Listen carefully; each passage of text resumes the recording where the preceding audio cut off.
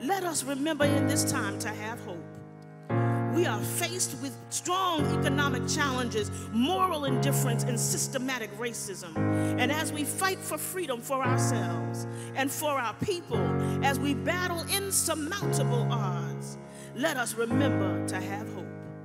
Let us remember to hold on to hope. Let us remember that there is still hope. In the words of Jesse Jackson, let us keep hope alive. Tend it and nurture it and water it, because hope is a form of resistance.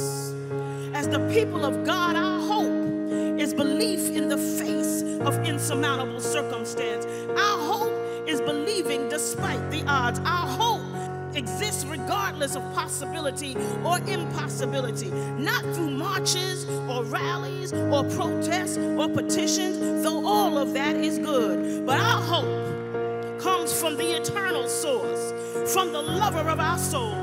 I want to suggest that we are at an inflection point in this country where we can go either way. We can't sleep through what is happening at this time in our nation, yet it happens all too often.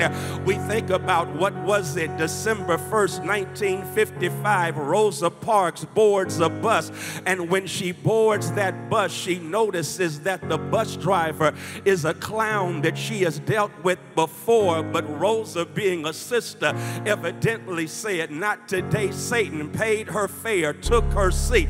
But understand that when Rosa refused to give up her seat, please don't miss the fact there were other black folk on the bus who did not go with Rosa Parks. Rosa was by herself as she was arrested. Why? Because there were some missing the inflection point. They were asleep in the midst of a great revolution. We have come to open up this year's Democratic National Convention and say it's an inflection point, and we cannot go to sleep during this revolution, because this can go either way. So tonight we're encouraged. We're encouraged because you have kept black women, sisters who have been chosen for such a time as this, sisters who have been fighting on the front line, who've been working behind the scenes, whose names you will know or names you will never know. We honor you, God, because you poured your spirit and truth into black women. Don't let us sleep until we see liberty and justice for all. Give us strength to do your will for the advancement of those that need us the most. Because, Lord, tonight, we know that our lineage doesn't lie. You have never left us, nor forsaken us.